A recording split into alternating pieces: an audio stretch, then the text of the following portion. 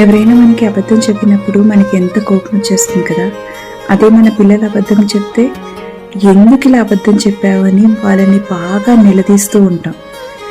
ఒకసారి మీరు ఆలోచించండి, వాళ్ళని మనం ఈ ప్రశ్న వేసినప్పుడు వాళ్ళు నిజంగా అప్పటికీ మీకు నిజం చెప్తారు అనుకుంటున్నారా?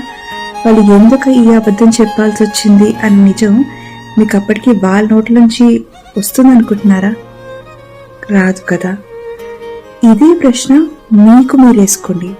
అసలు ఎందుకు ఇలా అబద్ధం చెప్పారు, మా పిల్లలు ఎందుకు నాతో ఇలా అబద్ధం చెప్తున్నారు అని మీకు మీరు వేసుకొని ఆలోచించండి.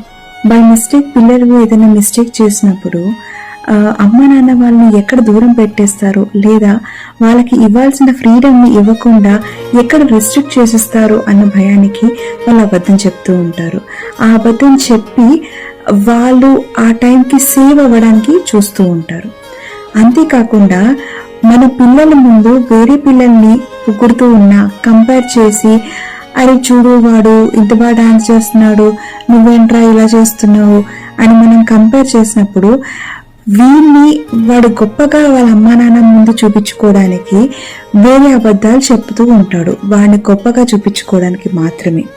మన బిజీ లైఫ్ స్టైల్లో ఉండడం వల్ల వాళ్ళతో టైం స్పెండ్ చేయడం అనేది చాలా తగ్గిపోయింది. దీనివల్ల వాళ్ళు మనల్ని చాలా మిస్ అవుతూ ఉంటారు.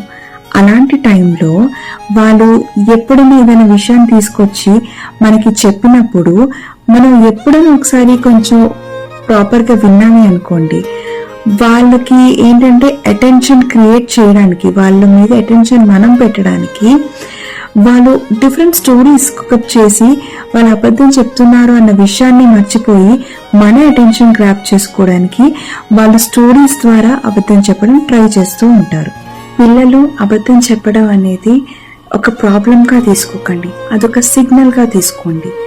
మీరు వాళ్ళని క్వశ్చన్స్ వేసే ముందు ఒకసారి ఆలోచించి కాన్షియస్గా క్వశ్చన్ వేయండి. వాళ్ళని ప్రతిసారి సస్పెక్ట్ చేయకుండా వాళ్ళని అర్థం చేసుకుంటూ క్వశ్చన్స్ వేసి వాళ్ళతో మాట్లాడి చూడండి. మరిన్ని అప్డేట్స్ కోసం నా పేజ్ని ఫాలో అవ్వండి.